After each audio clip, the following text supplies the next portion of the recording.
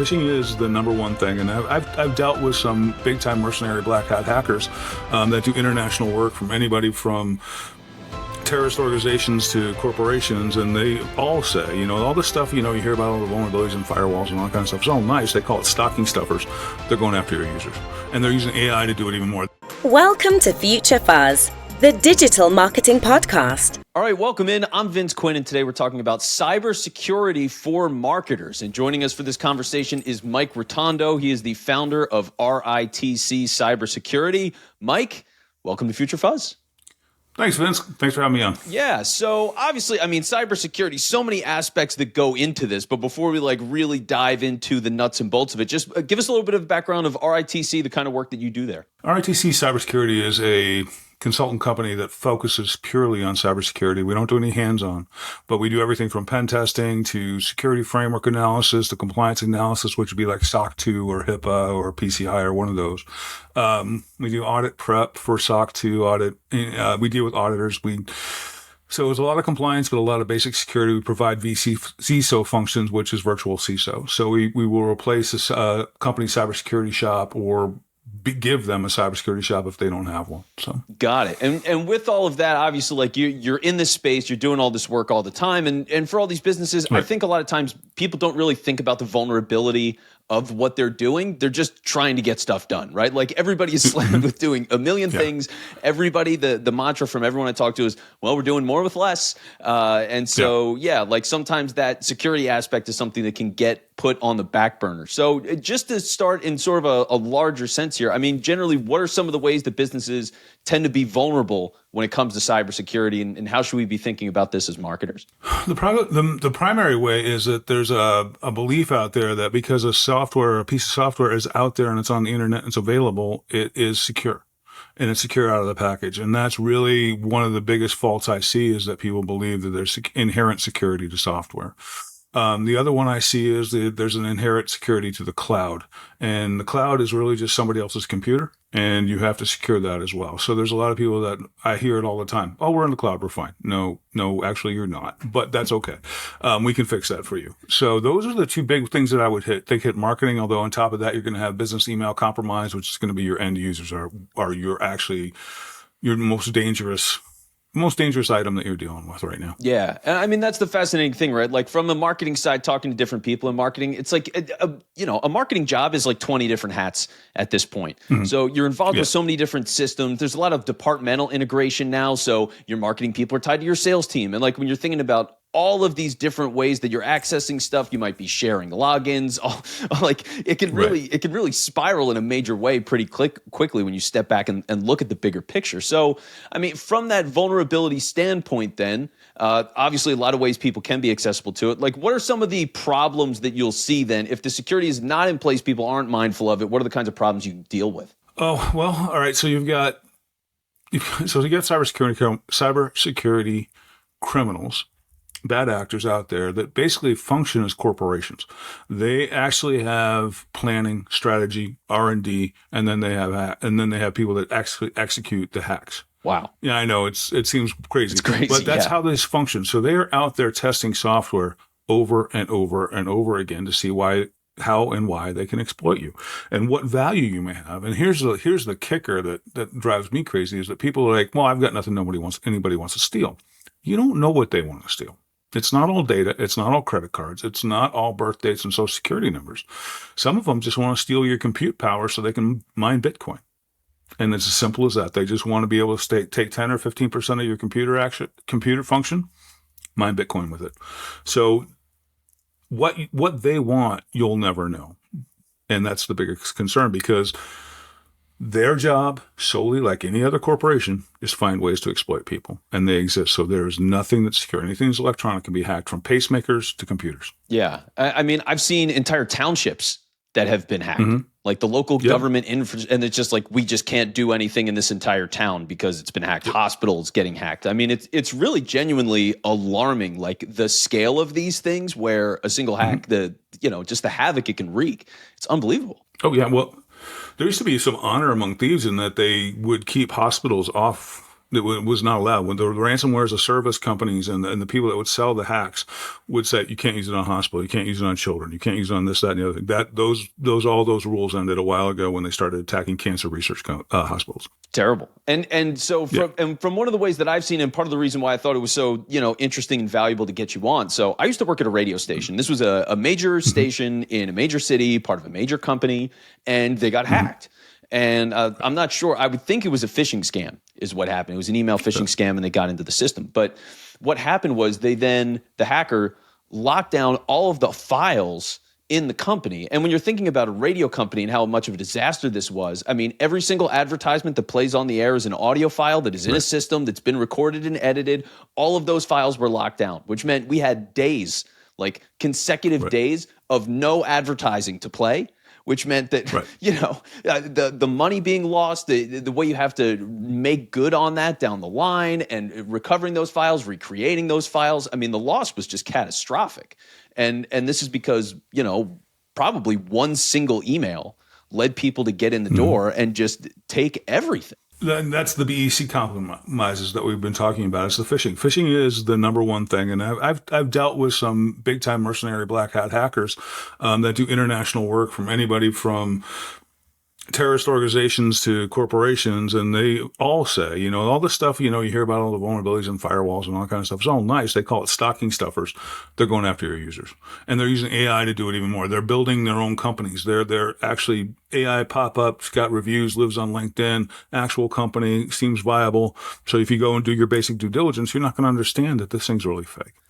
So they are, that is their number one target, end users. And so let's talk a little bit about putting up fences and counteracting this, defending ourselves, protecting against it, right? So, and you tell me, I mean, how much of a difference this might be from remote work, because so many teams now are remote and they will share access that way versus, people who go into the office. But on a top level, I'm beginning to approach this. I'm head of marketing. I'm thinking about a cybersecurity aspect to my operations, how my team is working.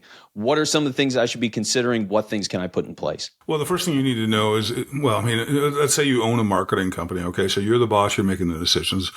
The first thing you need to do is protect your perimeter, right? So you're going to need the firewalls, you're going to need the mail, you're going to need, mail filtering, you need IDS, IPS, which is intrusion detection, intrusion prevention solutions at the wall. So the problem is you don't want to create an egg. An egg is something with a shell, soft yolk. We all know what that is, right? So what generally people that are inexperienced with cybersecurity do is they create this really hard shell and then leave the inside gooey. So what you need to do from there, you need to get protections for your users, and that starts with training. Cybersecurity training is the number one thing that will prevent hacks. You need to make sure that their endpoints are secured. You need to make sure that they're trained, their endpoints are secured. That shared logins are a really bad idea. So yeah, but it happens a lot though, right? It happens all the time. And then we get more in depth about. Believe me, I know. And I don't want to get into flat networks and, VLANs and secure VLANs and all that, because that was probably beyond the scope of most of your users. But you really need to make the internal penetration as hard as possible. And, one other thing outside of training is make sure that, your average users do not have admin access to their devices. They should not ever have admin access to the computer provided or the device provided by the company. Yeah. And so in that case too, I would think from the idea of if you have people that are working remotely, not allowing them to work on their own equipment, making sure you have a company provided, computer that they're working on with all the protections in 100%. Place and all of that centralized. Yeah. And the other thing that we do for remote users is we make sure that they, one of the things that we require is that their home router is up to date. Right? Because you run into people that's like, well, I got this router 5 years ago from Cox and it's never been patched. And it's like, well, that's not a viable thing anymore. You need to have a new one within 3 years, and you need to make sure the passwords are changed, that the thing is patched, or if they're remotely managing for you, you need to make sure that your firewall is patched. If you are allowing people to use what we call BYOD devices, there are requirements to be on the network. They have to have antivirus, and it has to be up to date. The computer has to be a certain software rev with patches that are applied on a regular basis. Those things have to be a requirement to be used. Otherwise, working remotely does not protect you at all, because once they get into the email system, it doesn't matter if they came in through a remote, through a phone, or what, they're still going to get through. And I'm going to add another scary piece for your users. Sure. There's a thing out there called Quishing, which is QR codes. So, you ever see QR codes out there in a flyer or whatever? Well, recently there was a hack in North Carolina. There was a bunch of hackers that put out QR codes for this new steakhouse around this business park. Well, a bunch of people went through and snapped on the QR code because they were going to get special reservation and special discounts and all that kind of stuff. Long story short, that QR code was actually a hack that then enabled them to get into people's email systems. Yeah, it's Monday. So, Future Fuzz is sponsored by SalesSource, B2B pipeline management and sales growth for your business. It's crazy what people come up with. I mean, and I think that's part of like the exhaustion with all of this, right? Because look, cybersecurity is not my main thing. For a lot of people, it's not even on the top 100 list of things to pay attention about, which is again part of why I bring this up, right? So it's like you're not thinking about these things. It's always changing, and it's like they build a wall so they make a taller ladder, right? Isn't that the phrasing? So yeah, I mean, you're constantly living this. It's constantly evolving. It's always getting more complicated. I mean, a QR scam is like.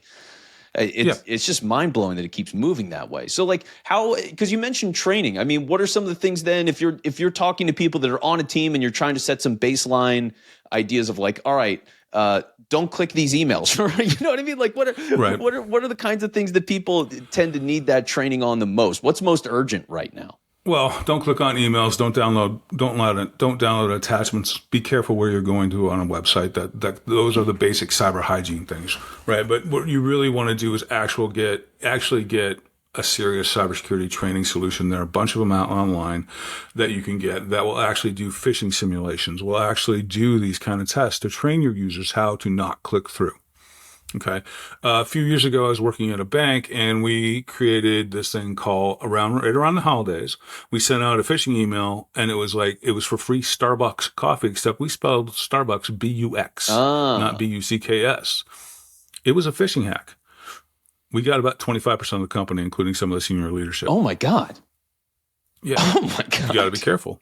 Yeah. Management especially doesn't like to hear that they just clicked on something stupid for a $5 coffee. That's the kind of thing, but you need to train your users that you have to be careful because remember, these cyber criminals aren't, little kids sitting in their basement, in their mom's basement, waiting for her to change the sheets, wearing a hoodie, trying to, build a hack. These are corporations that employ psychologists and psychiatrists and ex-spooks and that sort of thing in order to exploit people. Yeah. And they all have their own mission. Wow. And so with all of that then, I mean, you mentioned AI earlier, like what is AI's place in all of this? How have they entered into the conversation? AI is going to eventually get to hacking on steroids. And it's not there yet. There's still enough damage they can do without AI. But what's happening now is you have AI browsers that are out there that are being hacked. And because AI has gotten so much press, it's so big, and that was one of the things Microsoft originally was, that big elephant. Well, with all the press around AI is now the elephant. And everybody's trying to prove they can beat AI. There was a, university in Rome that just proved that if you use poetry, you can exploit AI on some of them on DeepSeek up to 72% of the time. So by using poetry, because poetry reduces the defenses and the guardrails that AI has. So, and because the developers, the guys sitting around were not, sitting there going, yeah, now we need to protect against poetry. We're talking about engineers, and these are the people I deal with. And if you ever watch The Big Bang Theory, it's very accurate, okay, in a lot of ways. So, they all got a little Sheldon, a little Leonard, sometimes too much Howard. But that's another story. But anyway, they're sitting around, they're not thinking about poetry. They're not thinking about those kind of things. And so you've got people out there that are doing research. Now, Mari, my assistant, and I on our podcast kind of have a theory that, that wasn't their first choice, but somebody was sitting around one night getting stoned and went, hey, let's try poetry. So, as people tend to do when they're stoned, hey, let's try poetry. Let's hack AI with poetry. So that was our supposition, but may or may not be accurate. But anyway, so that is becoming a thing. So AI is a giant target, but you've got people who don't understand AI security. They think it's AI, so it's automatically secure. And we came across a story that there were 1,600 agentic AI servers sitting on the internet with absolutely no security. And I'm talking not even required to be used passwords. And these things were tied into back-end data sources on systems. People don't understand how to secure them. They don't understand what's secure, what is not. And AI moves so quickly. It's trying to, it's like trying to secure a moving bullet, but you just can't catch it all the time. Yeah. And so with all that too, because obviously people are encouraged so often to use AI for everything that they're doing, right? I mean, from the marketing side, it's doing all the different kinds of copy, generating images. Like there's so many different ways, all these back-end systems for CRMs built on AI. Like what are some of the things to think about then from a security standpoint for clients, people that have signed up for newsletters? You know what I mean? Like people are handling these large mailing lists and things like that. And how should they be approaching AI when it comes to that kind of information for their clients, for their customers? You have to maintain data security, and that's one of the things. So, you should not be able to get to an AI system without MFA, multi-factor authentication. You should not be able to, no shared passwords. You should have that basic data security. And it needs to be set up in a secure fashion. The problem is that people believe that this AI is an end-all be-all. You can't let it write everything because it then degrades your creative abilities. You can't let it manage all this stuff because you just tend to lose your humanity. Now, there are things out there. Creating images, great. If our philosophy at RITC is if it's a specific use tool for AI, that's great. If that's what it's designed to do, because there's tools that we use from a security perspective. I'm not going to ask you about a restaurant in Scottsdale. It's this kind of thing. So if you have these general tools out there that do everything with AI, then those are the ones that are dangerous. Those are the ones that hallucinate. If you have a tool that's written specifically for AI, then that's fine. Yeah. So like if I've got something, for example, okay, my company has Microsoft Teams and then they've got Copilot and it's an enterprise tool, then like it's safer to use that than to just like throw my emailing list into ChatGPT on an open. Yeah. Okay. Exactly. And the other thing, though, with Copilot or any of those or ChatGPT is that you need to make sure that you have rules in place. So policy and procedure come into place. And for our clients, we create AI policies. And it's like, can't put a driver's license in there, can't put a social security number, can't put a birth date in there, can't put a full name in there, can't put bank account numbers, tax IDs, those kind of things that can be exploitable because AI is subject to data leakage, especially if it's part of a larger model. Yeah. Now, you mentioned there, full names. Right. So just and just to explain to people, and for me too, honestly, like what is the risk then? Like I put full names because there's no context around it theoretically, right? But I put that full name in there. What's the kind of harm that can happen from doing that? If I put in Vince Quinn, if I put in Vince Quinn at 123 Highview Road in Elmhurst, Illinois, and 60126 is your zip code, and and your birth date is 3/21/75, and this, that, and the other thing. All of a sudden, I have a complete record of who you are, and it's called personally identifiable information. So anybody that can anything characteristics that can distinguish you from anybody else can be exploited. So if I can create that record from you, think about it when you call into a credit card. What are they asking for you? Your birth date, right, or something of that nature. So if I want to exploit you from a personal perspective, and this is called phishing, by the way, and I have all this information. And it's leaked out of your AI, those direct records. And then that goes back to PCI and it goes to the other compliance things, compliance requirements is you always hyper secure those kind of tools because if they get exploited, if you get breached with that data, it is a huge amount of fines. It can break a company, literally. If you have a large enough database, and your PII gets exploited. Oh, so, and I would imagine. The liability for those kinds of things would be tremendous. Well, think about a marketing database. If you have 500,000 records and it gets exploited, and the fine is $250 per record, how much is that? And if you're a small marketing company, you're done, right? Yeah. So nightmare.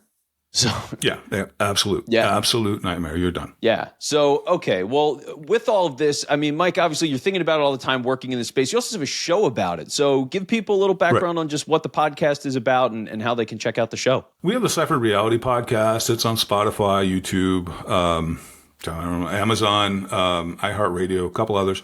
But it's basically Mari, my director of marketing, director of operations, and I. We do a lot of current news, and then we talk about topics. But our podcast is really targeted at mom and dad at home and the kids to everybody up to cybersecurity professionals. We kind of jokingly call it cybersecurity for the people. So it's for everybody, and it's not spoken at a high level. Mari is more of a marketing person, so she's not real deep in cybersecurity, whereas I've spent my life doing this since the 90s. So you got this juxtaposition of these two personalities, and it's actually really fascinating. We go on some really great tangents, and if you want some great movie quotes, it's a great place to hang out. So, well, there we go. So yeah, make sure you check out the Ciphered Reality Podcast and RITC Security. Mike, thank you so much for the time. Appreciate you joining the show. Mm-hmm. All right, thanks, man. Thanks for tuning in and making the choice to listen to this podcast. If you liked what you've heard today, please don't forget to subscribe.